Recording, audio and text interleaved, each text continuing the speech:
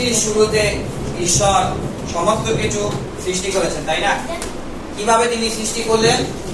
তিনি মুখের কথা দ্বারা সবকিছু করেছেন। আদি পুস্তকে সৃষ্টির একেবারে ঘটনা তিনি কি বললেন? এইটা হোক, ওইটা হয়ে গেল। ঈশ্বর লেখা আছে এখানে, কয়বার লেখা আছে? ঈশ্বর বললেন বললেন বললেন, এক অধ্যায় কয়বার ঈশ্বর বললেন? 7 বার ঈশ্বর শুধু বললেন বললেন বললেন, মানে বলেছেন এইটা সূর্য হোক, হয়ে গেছে। ঈশ্বর বললেন এটা হোক, 7 বার ঈশ্বর শুধু বললেন। ঈশ্বরের কথায় সবকিছু সৃষ্টি হয়েছে। মানে হচ্ছে এখন বর্তমানে কি আছে ঈশ্বরের? ওই একই কথা এই পবিত্র বাইবেলের ভিতরে আছে। আগে ঈশ্বর কথা বলেছেন, হয়ে গেছে। এখন একই ঈশ্বর কথা বলেছে, কারণ মানুষের মনে থাকে না তো। মানুষ আজকে যেটা খায় 1 সপ্তাহ পরে সেটা মানে বলতে পারে না। সেই জন্য ঈশ্বর সবকিছু জানেন। তাই কি এখন ওই ঈশ্বরের কথা এখন কিভাবে পাওয়া যায়? লিখিত আকারে পাওয়া যায়, স্পষ্ট ভাবে। বাংলা আছে, ইংরেজি আছে। ঈশ্বর আমাদের সাথে কথা বলেন কিভাবে? তার বাক্যের মধ্যে। সমস্যায় যখন পড়ি তখন ঈশ্বর কিভাবে কথা বলেন? তার বাক্যের দ্বারা। যেমন মোবাইলে আমরা কিভাবে কথা বলি? কল দিই। ঈশ্বরের সাথে যখন কথা বলি তখন পবিত্র বাক্যের দ্বারা ঈশ্বর আমাকে এটা বলতেছিল, উত্তর পাওয়া যায়। তো আজকের বাক্যে আমরা কি করলাম? গীতসংহিতা 120-105 সংখ্যায় লেখা তোমার বাক্য, অর্থাৎ ওই ঈশ্বরের বাক্য এখন কথা বলতেছে। ঈশ্বরের বাক্য কি জীবন্ত? ঈশ্বরের বাক্য কিসের মতো? দ্বিধার খড়গের মতো। ওই বাক্য কিসের মতো? আমার চরণের প্রতি। চরণ মানে কি? পা। এই পা দিয়ে সাধারণত কি করি আমরা? হাঁটাহাঁটি করি বা এক জায়গা থেকে আরেক জায়গায় যাই। এই পা কি করি? এক স্টেপ এক স্টেপ। স্টেপ মানে বুঝি, যেমন এক পদক্ষেপ দিলাম, আরেক পদক্ষেপ দিলাম, এক পদক্ষেপ দিলাম, আরেকটা পদক্ষেপ দিব। কিন্তু সামনে যদি দেখি গর্ত, তাহলে কি করব? হয় ডানে যাব অথবা বামে যাব। একই রকম বিষয়। এই প্রদীপ কি? এই চরণের প্রদীপ কি? আমার ঈশ্বরের বাক্য। অন্ধকারের ভিতরে, অন্ধকার, খুব অন্ধকার, চলতেও পারতেছি না। কি করে? তখন আমরা সাধারণত হয় মোবাইলের ফ্ল্যাশ লাইট জ্বালাই, কিংবা আগের কালে কেউ মোমবাতি বা হারিকেন যেটা বা অনেক ল্যাম্প ছিল ওগুলা ব্যবহার করা হইতো। কিন্তু ঈশ্বরের বাক্য এখানে কি বলতেছে? ওই ল্যাম্পের জায়গায় ঈশ্বরের বাক্য। মানে হচ্ছে জীবনে অনেক অনেক স্টেপ নিতে হয়। আমি ডানে যাব নাকি বামে যাব? ছোট ছোট বিষয়, যেমন আমরা খাওয়ার দিক থেকে বাছাই করি না, আজকে মাছ খাবো নাকি আজকে মাংস খাবো, এটা ছোট বিষয়। এইটাই কি করে আমাদেরকে সাহায্য করে জীবনের ক্ষেত্রে? ঈশ্বরের বাক্য, ছোট ছোট ক্ষেত্রে। তারপরে কি লেখা আছে? আমার পথের আলো। পথ হচ্ছে অনেক দূরত্ব থাকে। যেমন পথ বলতে কি বোঝায়? এখান থেকে আমি হতে পারে সাইনবোর্ড যাব, এটা কি একটা পথ, খুব দূরত্ব আছে, কিন্তু লক্ষ্য কোথায়? সাইনবোর্ড। ওই লক্ষ্য, এটাকে বলা হয় একটা বড় পদক্ষেপ। ছোট পদক্ষেপ আছে জীবনে, বড় পদক্ষেপ আছে। ছোট পদক্ষেপ তো বললাম খাওয়ার দিক থেকে, আজকে মন্ডলে যাবো কিনা, না যাবো না, না না যেতে হবে, ছোট পদক্ষেপ হতে পারে। আজকে স্কুলে গেলাম না বা স্কুলে যাব, সাধারণ ছোট পদক্ষেপ। বা খাবো না আমি, এটা ছোট পদক্ষেপ। কিন্তু জীবনে বড় পদক্ষেপ কি?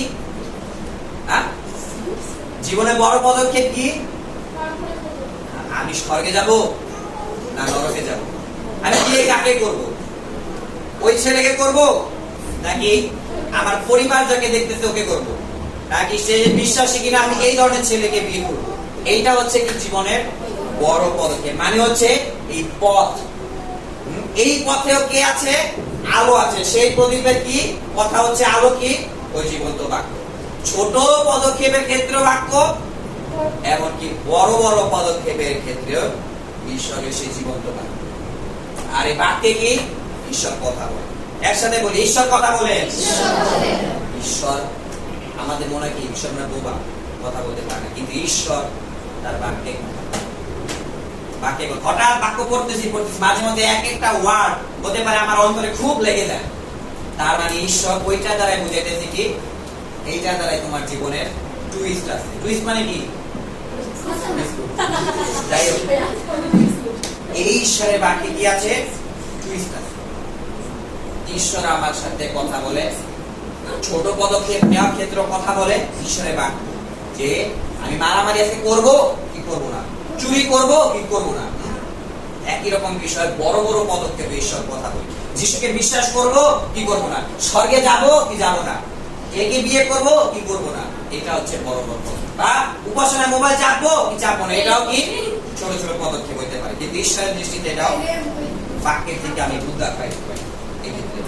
তো এই বাক্য আসলে কি বা এই বাক্যের কাজ কি, একবার এটা নিয়ে প্রচার করা হলো, মনে আছে? মন ফিরেও পাপ করো নাকি? ঈশ্বরের বাক্য কি, বা যদি বলি ঈশ্বরের বাক্যের কাজ কি, তিমথিয় পুস্তকেতে প্রচার করা হয়েছিল একবার, মনে নাই? ম্যাম প্রচার করছিল। আর ঈশ্বরের বাক্য কি? সমগ্র পবিত্র শাস্ত্র ঈশ্বরের নিঃশ্বাসিত। নিঃশ্বাসিত মানে হচ্ছে নিঃশ্বাস নেওয়া। নিঃশ্বাস নিলে কি বাইর হয়? বায়ু বাইর হয়। পবিত্র আত্মা কিসের মতো? বায়ুর মতো। এই বায়ু কি? ঈশ্বরের বাক্যের দ্বারা বের হইতেছে। যেমন ঈশ্বরের শাস্ত্র, পবিত্র শাস্ত্র, সমগ্র শাস্ত্র মানে পরিপূর্ণ, মানে একেবারে সব শাস্ত্র কি? ঈশ্বরের নিঃশ্বাসিত বাক্য। ঈশ্বরের নিঃশ্বাস নিতেছে, ওইটা দ্বারা বাক্য মানে যে পবিত্র আত্মায় এই বাক্য লেখা হয়েছে। প্রথমে ঈশ্বর কি দিল? ফু দিয়ে, হ্যাঁ, ফু দিয়ে কি দিল? জীবন দিল। তার মানে জীবন মানে হচ্ছে কি? আত্মা প্রবেশ করছে। আমার এখন আমি জীবিত আছি, তার প্রমাণ কি? আত্মা আছে এবং দেহ এক আছে। কিন্তু আমি মরে গেলে কি হবে? আত্মা আলাদা এবং দেহ আলাদা। একই রকম ঈশ্বর আত্মার সাহায্যে পবিত্র বাইবেল লিখেছে। ঈশ্বরের আত্মা, পবিত্র আত্মা তার মনোনীত লোকদের কাছে কি হলো? উপস্থিত হয়েছে বা প্রবেশ করেছে। তারপরে ওই লোকেরা যারা লেখক হিসেবে লিখেছে। অর্থাৎ ঈশ্বরের বাক্য সব বলা যায় ঈশ্বরই লিখেছে, কিন্তু মানুষকে তারা ব্যবহার করেছে। ঈশ্বর মানুষকে ব্যবহার করে। যেমন আমরা কিভাবে লিখি? কলম দ্বারা। আমি লিখি না, কিন্তু কলম ব্যবহার করে লিখি। ঈশ্বরও মানুষ দ্বারা। কিন্তু ঈশ্বরের বাক্যে কি? একেবারে সঠিক, 100তে 100। এবং পরবর্তীতে ধাপে ধাপে যাব। তার কিসের জন্য? শিক্ষা। শিক্ষা মানে কি? আমার জীবনে কোনটা ভালো বা কোনটা খারাপ, এই বিষয় কি আমি জানতে পারি। এই পথে যাব না এই পথে যাব, এইটা ভালো হবে না এটা ভালো হবে, এটা কি আমাকে কে শিক্ষা দেয়?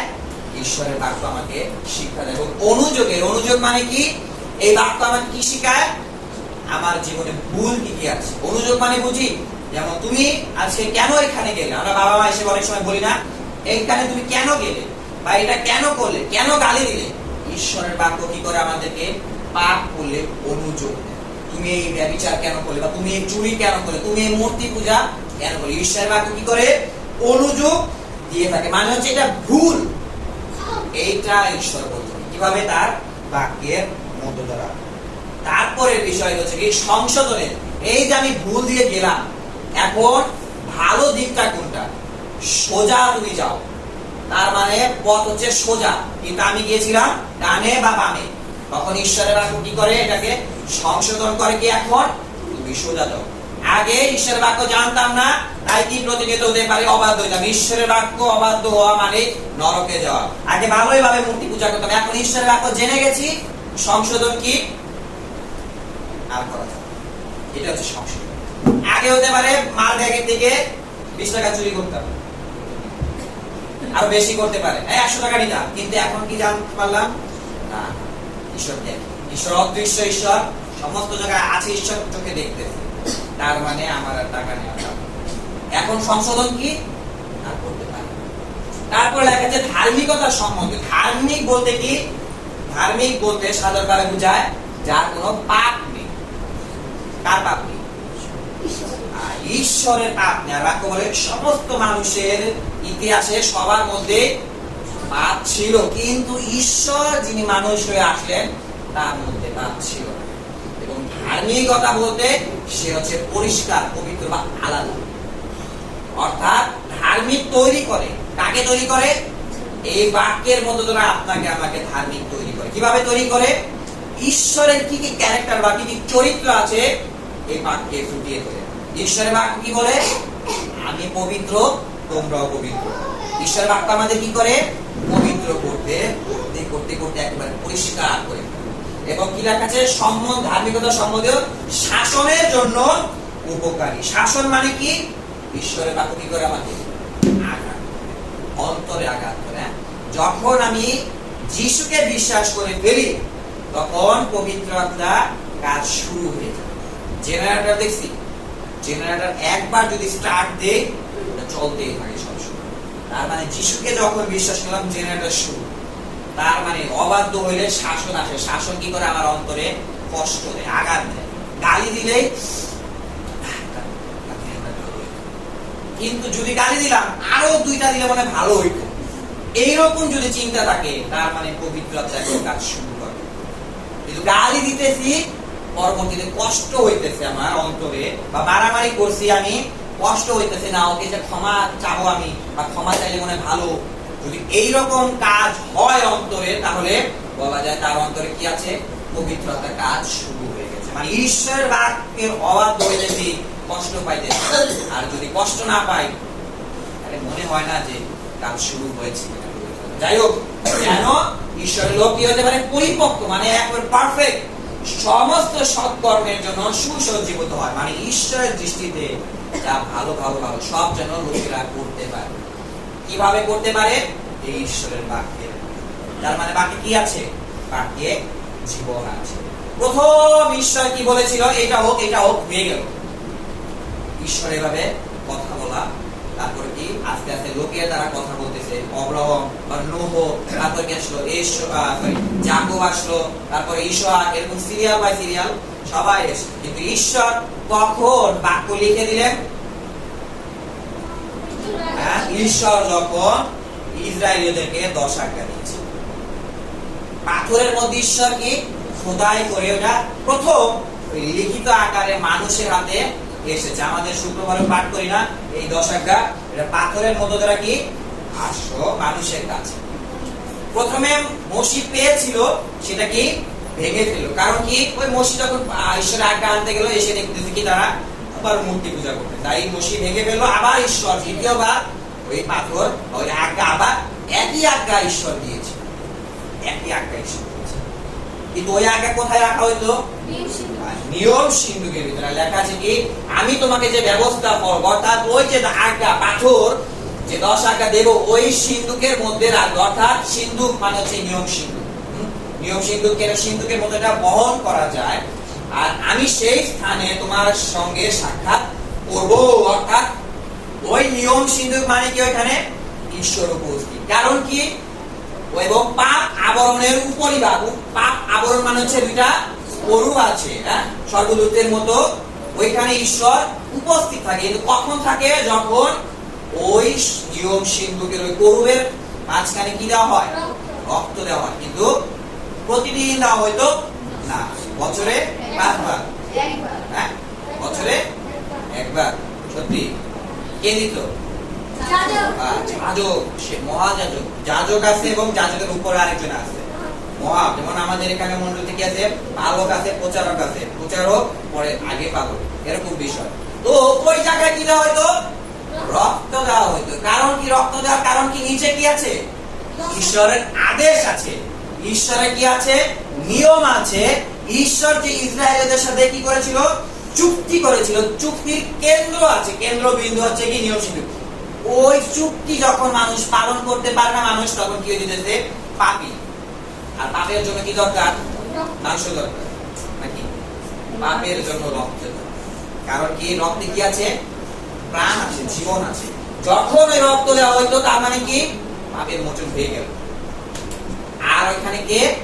ঈশ্বর, উপরে ঈশ্বর, মানে হচ্ছে ওই করুণের উপরে, মানে হচ্ছে নিচে আজ্ঞা পালন না করতে পারলে কি? রক্ত, রক্ত সেচনের মধ্য দ্বারা ঈশ্বর উপস্থিত। একই রকম বিষয় কি? যিশুর রক্ত। পুরাতন নিয়মে ছিল পশুর রক্ত, নতুন নিয়মে হচ্ছে যিশুর রক্ত। আমরা যিশুর রক্তে ধৌত হই, আমরা যিশুর রক্তে গেলাম, আমাদের পাপ মোচন হয়ে গেল এবং আমরাও আর কি হইলাম না? এখন পাপী হইলাম। তার মানে ঈশ্বরের সাথে আমরা সাক্ষাৎ করতে পারি, কথা বলতে পারি। কিভাবে? এবং ঈশ্বর আমাদের সাথে কথা বলেন। কিভাবে কথা বলেন?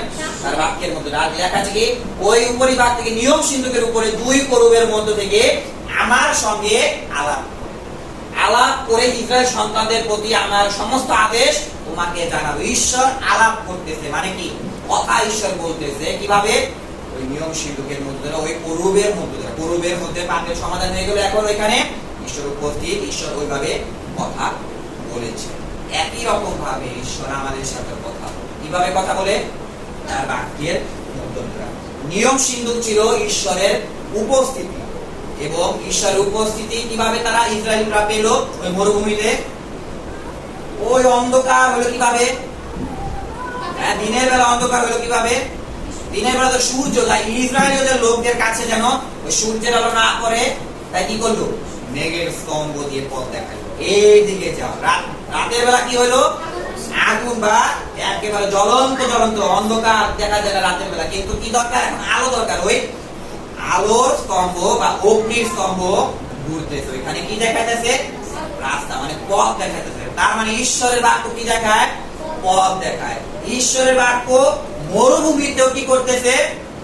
পথ দেখাচ্ছে, মানে রাস্তা দেখাইতেছে। ডানে যাবে না বামে যাবে না সোজা যাবে। তাদের লক্ষ্য কোথায় ছিল? কনান। তার মানে একটা বড় রাস্তা ছিল, এবং ছোট রাস্তা ঈশ্বর কি দেখাইতেছে? পথ দেখাইতেছে। একই রকম বিষয়, যখন তারা মরুভূমি পার হয়ে গেল, পরবর্তীতে সামনে কি আসলো?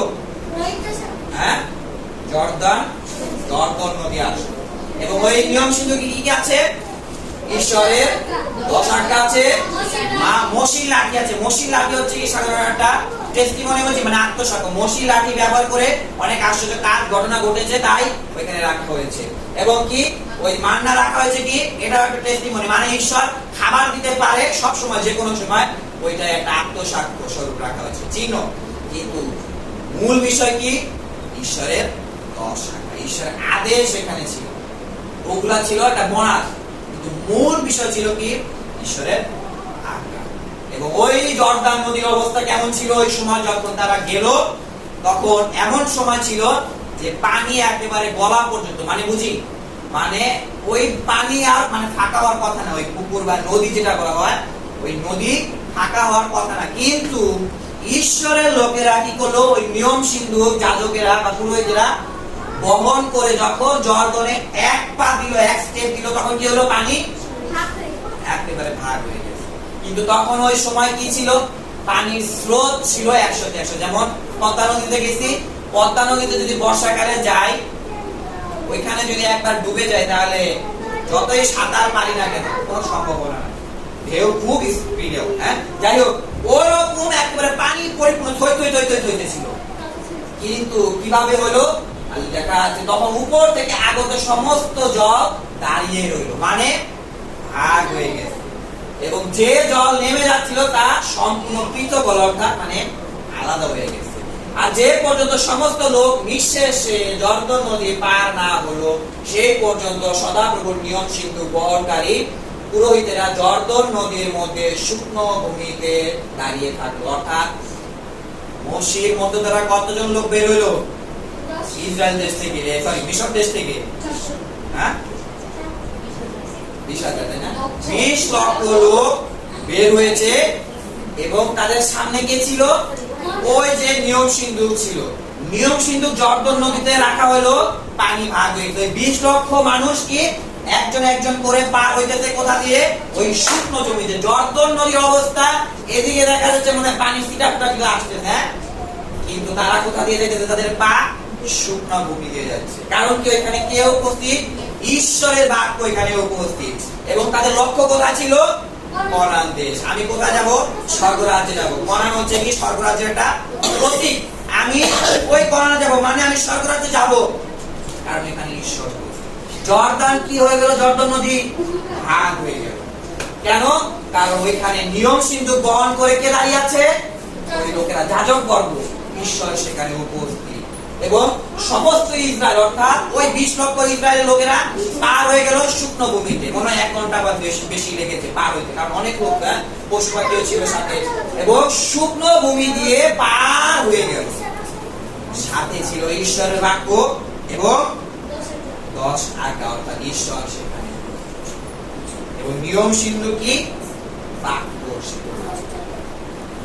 ঈশ্বর এখানে আছে, তার মানে ওই জর্দনের মতো বাধা আমার জীবনে থাকে না। আমাদের জীবনে কি আছে? এই জর্দনের মতো বাধা আছে অনেক, কিন্তু জর্দনের মাঝখান দিয়ে একবারে শুকনো পথ ঈশ্বর প্রস্তুত করে দিলেন কিভাবে? তার বাক্যের মধ্যে। বাক্য কি দেখায় আমাদেরকে? পথ দেখায়, এবং সব উপায়, যে কোনো সমস্যা হোক না কেন এই বাক্যের সমাধান আছে, কারণ ঈশ্বর এই বাক্যের মধ্যে দ্বারা কথা বলে। ঈশ্বর কিভাবে কথা বলে? এই বাক্যের মধ্যে দ্বারা কথা বলে। এই বাক্য এখন কোথায় আছে? মোবাইলে? তাহলে বাইবেলে আছে। প্রথমে ঈশ্বর কিভাবে বাক্য বললেন? মুখের কথা দ্বারা। লেখা আছে কি?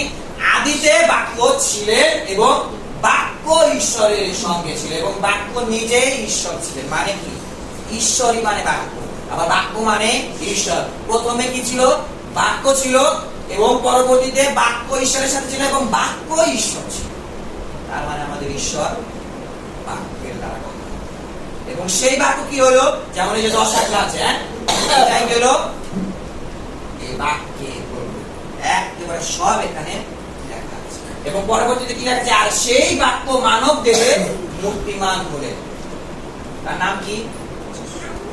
এবং আমাদের মধ্যে প্রবেশ করলেন, আর আমরা তার মহিমা দেখলাম।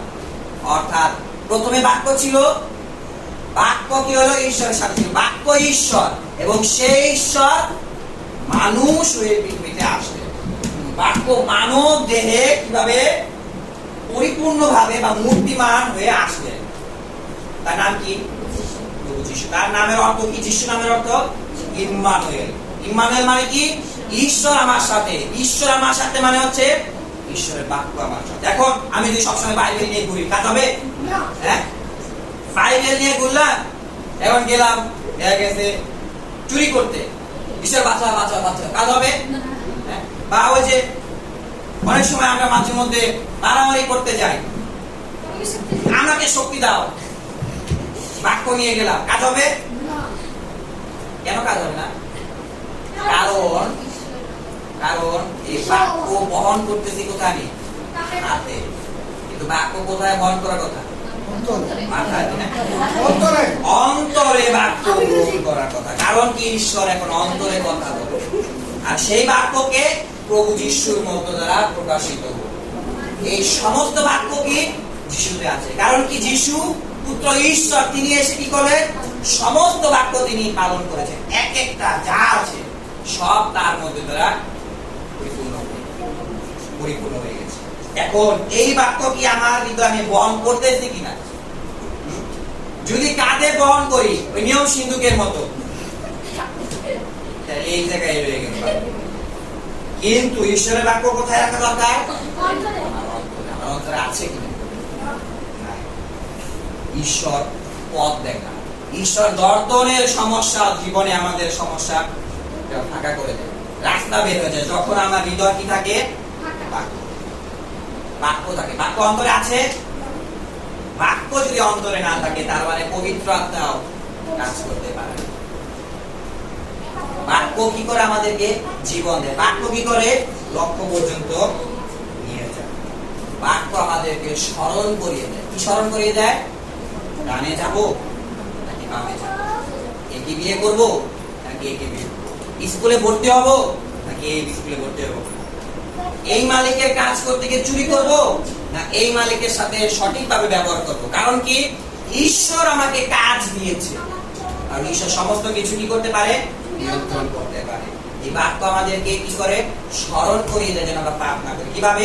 যখন আমরা যিশুকে বিশ্বাস করি, এই বাক্য যখন যিশুর মধ্যে আসলো, তখন ওই যিশুকে যখন আমরা বিশ্বাস করি, তখন কি হয়? আমাদের মধ্য থেকে পাপ চলে গেল। তখন আমাদের অন্তরে কে ঢুকলো? পবিত্র আত্মা অন্তরে প্রবেশ করলো। পবিত্র আত্মা আমাদেরকে কি করে? আজকে মুখস্থ করলাম, শিক্ষা দেয়। সেই সহায় অর্থাৎ পবিত্র আত্মা, তিনি সমস্ত বিষয় আমাদেরকে শিক্ষা দেন। আমি তোমাদেরকে যা যা বলেছি, যিশু আমাদেরকে যা যা বলেছে সে সব স্মরণ করিয়ে দেয়। একসাথে পাঠ করি, স্মরণ করিয়ে দেয়, মনে করিয়ে দেয়। কি মনে করে দেয়? ঈশ্বরের আত্মা, পবিত্র আত্মা।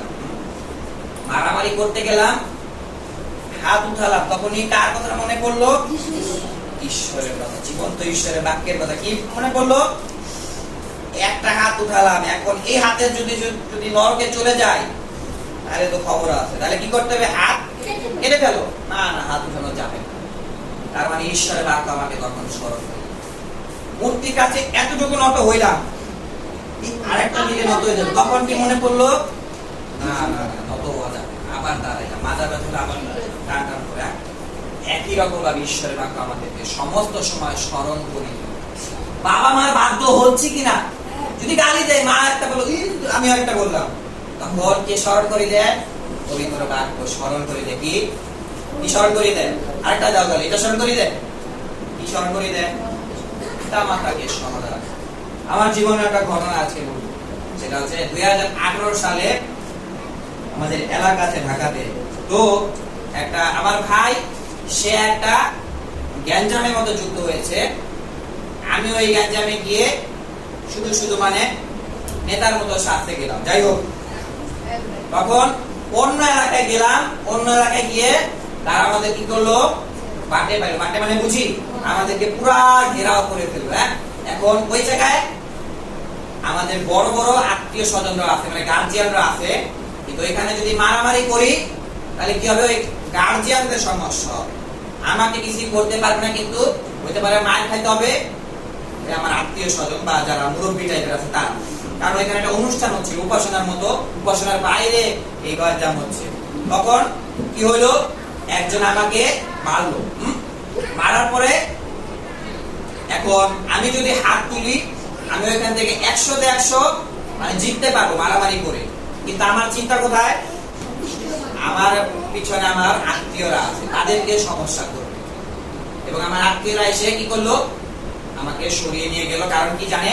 এখন গ্যাঞ্জাম আরো বেড়ে যাবে। কিন্তু যে মারলো তাকে আমি কি করলাম? আমি চুপচাপ বসেছিলাম না, থ্রেট দিয়ে আসলাম। থ্রেট মানে বুঝি, তোরে যদি পায় আমার এলাকায় খবর আছে, দেখি সাবধানে থাকিস, এরকম থ্রেট দিয়ে আসলাম। পরবর্তীতে ওই লোককে আমি 2018 সালে মেরেছিল আমাকে, এবং 2021 সালে বা 22 সালে আমি তাকে আমার এলাকায় পাইছি। কি করার কথা ছিল? কি কথা করার ছিল? কি করার কথা ছিল? তার অবস্থা মেরে ফেলার কথা, মার্ডার, হাত পা ভেঙে একেবারে সজাগ একটা থাবড় দিছিল আমাকে। কিন্তু আমার চিন্তা কি ছিল? ওকে আমি আর হতে পারে হাত ভেঙে ফেলবো অথবা পা একবার ভেঙে ফেলবো, মানে ওকে পঙ্গু করে ফেলবো, এরকম আমার চিন্তা ছিল। কিন্তু পাইলাম আমি, এবং 2-3 বার পেয়েছি। যখনই আমি আঘাত করতে যাব, ওকে পাইছি তো আমার এলাকায় পাকে, তখন আমার একটা কথা স্মরণ হলো। তখন আমি থিওলজি বাইবেল কোর্স করে আসলাম। তখন আমার কথা কি মনে পড়লো? আমার কি কথা স্মরণ মনে পড়লো? শত্রুকেও প্রেম করো। সে আমাকে যদি মারতে পারে, আমি যদি না মারি, তাহলে কে দেখতেছে? এটা ঈশ্বর দেখতেছে। আর ঈশ্বর কি বললো? ক্রুশে থাকার অবস্থায়, পিতা ইহাদেরকে ক্ষমা করো, ইহাদেরকে ক্ষমা করো। তাই ওই লোককে, ও আমার মতো বয়সী, ও আমার থেকে একটু বয়সে বড় যুবক, কিন্তু ওকে কি করলাম? আমি মারলাম, ক্ষমা করে দিলাম। কিন্তু ওর যারা আশেপাশে লোকেরা আছে, তারা ওইটা নিয়ে কি করতেছে? মজা করতেছে আমার বিরুদ্ধে, কি ওরে তো মারছে, ওরে তো মারছে, এইটা নিয়ে বলতেছে। কিন্তু ওই যে যারা সমালোচনা করতেছে, তাদের বিরুদ্ধে আমার কি হইলো? খুব রাগ উঠে গেল। তারপর আমি কি চিন্তা করলাম? না না, তারা বুঝে না আসলে। কারণ আমি বাইবেল জানি, আমি বাক্য জানি। আমি শত্রুর জন্য কি করতে পারি? প্রার্থনা করতে পারি। কিন্তু আমি যদি একই মার দেই, তাহলে আমি যে এতদিন বাইবেল শিক্ষায় আসলাম, বাক্য শিক্ষা আসলাম, তাহলে এটা শুধু শুধু। তখন আমাকে স্মরণ করে দিল যে তুমি ওকে ক্ষমা করো, ক্ষমা করো, ক্ষমা করো। শত্রুকে তুমি ক্ষমা করে দাও, এটা তোমার জন্য ভালো হবে। এবং আমাদের একটা ক্যাম্পও হইলো পরবর্তীতে। ক্যাম্পে ও খাবার দিতেছিল, ক্যাম্প, ওইখানে পাশে গিয়েও বসলাম, ওর পাশে গিয়ে থাক, এটা আমারই করা দরকার। কিন্তু আশেপাশে যে মানুষরা আছে, ওই কথা কি সবার কাছে ছড়িয়ে দিতেছে। সবার কাছে ছড়িয়ে দিল কি? যে ও তো মার খাইছে, ও তো কি মার খাইল, ও তো মার খেয়েছে। কিন্তু ওই লোকেরা কয়েকজন যারা সত্যিকারের বিশ্বাসী, তারা কি মনে করলো? আমাকে আমি ঈশ্বরের বান্দা। কি মনে করলো? তুমি ক্ষমা করেছো, তুমি ঈশ্বরের বান্দা। এটা আমি শুনলাম দুজনের কাছ থেকে। একজনের কাছ থেকে তুমি ঠিক করেছো, কারণ তুমি তাকে পাড়ে পায়েও তাকে। এখন তার এলাকায় যদি আমি ঘোরাফিরি বা ঘোরাঘুরি করে অনেক দেখা হয়েছে, সে আমার সাথে কথা বলে না, আমি যদি কথা বলি না, কিন্তু দেখলে ঠিক আছে তুমিও সামনাসামনি দিয়ে যাও, আমি তোমার সামনাসামনি দিয়ে যাই। কিন্তু যদি ওই সময় মারামারি করতাম তাহলে এক ঈশ্বরের বিরুদ্ধে অবাধ্য হয়ে যেতাম, এবং লোকেরা কি ভাবতো ও থিওলজি পড়ে আসে, বাক্য শুনতেছে, বাক্য শোনার পরেও মারামারি করে, তাহলে ও কি এর পালক, কি এর ঈশ্বরের সন্তান। কিন্তু একটা স্টেপ কি করলো, আমাকে ঈশ্বরের কাছ থেকে আশীর্বাদ পাইলাম, মানুষের কাছে কি হইলো, আমার সুনাম হইল, কারণ কি আমি ঈশ্বরের বাপ।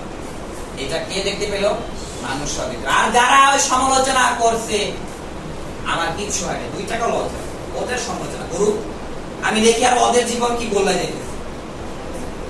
তাই আমিও বাক্য শুনতেছি প্রতিনিয়ত ভাবে, এটাকে আমাকে স্টেপ দেখা, স্টেপ মানে বুঝি ডানে যাব নাকি বামে যাব নাকি এখানে থাম, এটার সাহায্যকারী হিসেবে পবিত্র আত্মা এখন আমাকে সাহায্য করতেছে। কিন্তু আমি সঠিকভাবে পালন করতেছি চিন্তা করে গান গাই শুধু তোমার বাক্য আমার কিন্তু যদি কার্যকর না হয় তাহলে সমস্যা। এতদিন বাক্য শুনতেছি কিন্তু যে লাউ সেই গরু, তাইলে সমস্যা আছে। বাক্য যদি স্মরণ করতেছে তারপরও আমি 4-5টা বলে দিলাম কি হয়েছে, তাহলে সমস্যা আছে। আজকে আমরা চিন্তা করবো ঈশ্বরের বাক্য প্রতিনিয়ত শুনতেছি, সেটাকে আমাকে আলো হিসেবে দেখাইতেছে নাকি আমি স্টেপ গুলো কি ব্যবহার করতেছি কিনা, ছোট বিষয়ের ক্ষেত্রেও বড় বিষয়ের ক্ষেত্রে। আমি জানি কি অসম জোয়ালিতে আবদ্ধ নিষেধ বাক্য বলে, যদি অসম জোয়ালিতে বিয়ে করে ফেলি তাহলে আমার লস নাই, যে করছে তাই লস, কারণ ঈশ্বর আগে থেকেই বলে দিয়েছে না না ওদিকে যাওয়া যাবে না, ওদিকে গেলেই সমস্যা, ওদিকে গেলেই কি ঘটনা ঘটে যাবে, ওদিকে গেলেই মার খাইতে হবে, না না আমি যাবো যাবো যাবো যাও, তোমার ব্যাপার। ঈশ্বরকে আগে থেকে সচেতন তিনি গেলেই নরক নিশ্চিত। অনেকে চিন্তা করে এরকম ভাবে আমি তোকে খুব ভালোবাসি, আমি তাকে করবো, বিয়ের পর আমি পরিবর্তন করে ফেলবো, সমস্যা আছে। বিয়ের আগে করতে পারলে ভালো, কিন্তু বিয়ের পরে পরিবর্তন। তাই আমরা বাক্য যেন বারবার স্মরণ করে বাক্য ধরে ধরে যেন প্রার্থনা করতে পারি। আমেন। আজকেও মুখ খুলে আমরা প্রার্থনা যাই, প্রার্থনা করি। অসুস্থতা আছে, ঈশ্বরের বাক্য যেন বলতে পারি। ঈশ্বরের বাক্য কি বলে, আমি সর্বশক্তিমান, এই অসুস্থতা চলে যায় ঈশ্বর নামে। তাই প্রার্থনা আমরা মুখ খুলে যেন করতে পারি। প্রার্থনায় যাই। জীবন্ত জীবন্ত প্রেমা পিতা ধন্যবাদ। আজকে তো আমরা বাক্য থেকে শিক্ষা পাইলাম, তোমার সেই বাক্য হচ্ছে আমার চরণের প্রদীপ। প্রদীপ যখন আমি চরণ পালাই, ডানে যাই বামে যাই, ছোট ছোট স্টেপ গুলো তোমার বাক্য থেকে শিক্ষা পাইতে পারি, এবং বড় বড় লক্ষ্যের দিকে তোমার শিক্ষা পেতে পারি। আজকে সে জর্দন নদীও ভাগ হয়ে গিয়েছে, সেইভাবে পরিচালনা করো। তোমার বাক্য যেন ভালোই শিখতে পারি, স্মরণ যেন বারবার করে চলতে পারি। এই বাক্য আমাকে স্মরণ করে দেয়, পবিত্র আত্মায় স্মরণ করে দেয়। তাই আমাদেরকে তুমি পরিচালনা দাও। এই বাক্য যেন সবসময় স্মরণ করে চলতে পারি, হৃদয় যেন গ্রহণ করে চলতে পারি। শুধুমাত্র সেই নিয়ম সিদ্ধ ছিল এরকম না, কিন্তু ঈশ্বরের বাক্য এখন আমার অন্তরে যেন আমি রাখতে পারি। শুধু মুখস্থ করে গেলাম এরকম না, কিন্তু বাক্য যেন অন্তরে রাখতে পারি, অন্তরে যেন বিশ্বাস করে চলতে পারি। তুমি সেইভাবে পরিচালনা করো, এবং কোন পদক্ষেপে গেলে আমার কি স্টেপ নেওয়া দরকার সেটা ঈশ্বর পবিত্র আত্মার পদ্ধতিতে আমাদেরকে পরিচালনা। জীবন্ত প্রেমা পিতা, আজকে সে বাক্য থেকে আমরা দেখতে পেলাম সে জর্দন নদীর সমাধান হয়ে গেল, ফাঁকা হয়ে গেল। যখন আমরা সেই বাক্য বহন করি আমাদের হৃদয়, বিশ্বাসের মতো যখন চলি, যিশুতে যখন চলি, তখন আমাদের জীবন থেকে এক একটা সমস্যা চলে যায়। অসুস্থতা আমি জানি যিশুতে সুস্থ হয়ে যায়। অর্থনৈতিক সমস্যা আমি জানি বাক্য থেকে ঈশ্বর যোগানদাতা। লেখাপড়ার সমস্যা আমি জানি ঈশ্বর এসে জ্ঞান বুদ্ধি পাওয়া যায় বাক্য থেকে। তাই প্রতিটি জিনিসের প্রতিটি সমস্যার সমাধান রয়েছে। তাই জীবন্ত বাক্য যেন আমি স্মরণ করতে পারি, এবং কোথায় গেলে কোন পথে গেলে সে ভালো হয় আমাকে স্মরণ করে দেয় পবিত্র আত্মা। তাই পবিত্র আত্মায় আমরাও যেন একজন পরিপূর্ণ হইতে পারি, তুমি পরিচালনা করো। তোমার নামে ধন্যবাদ জানাই, এই সকল প্রার্থনা যিশু তোমার নামে চাই।